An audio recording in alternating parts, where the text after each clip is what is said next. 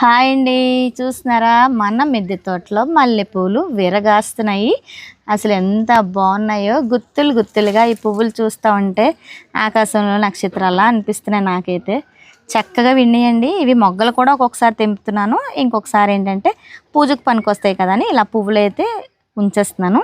ఇక ఎంత చక్కగా విడిందో కదండి. ఇది వచ్చేసి మనకి డబుల్ పెటల్, అలాగే నా దగ్గర ట్రిపుల్ పెటల్ కూడా ఉన్నాయి. చూస్తున్నారు ఎంత ముద్దు ముద్దుగా ఉన్నాయో ఫ్లవర్స్ అయితే. ఇదిగోండి ఇవి వచ్చేసి వేరే మల్లె, 4-5 రకాల మల్లెలు అయితే మనం చక్కగా పెట్టుకోవచ్చండి. సీజన్లో మంచిగా పువ్వులు అయితే విడిస్తాయి, సూపర్గా ఉంటాయి అన్నమాట. అండ్ ఇది చూస్తున్నారు కదండి, ఇది వచ్చేసి త్రిబుల్ పెటల్ అండి. ఇందాకలా నేను మీకు డబుల్ పెటల్ చూపించాను కదా, అండ్ ఇది వచ్చేసి త్రిబుల్ పెటల్ అనమాట.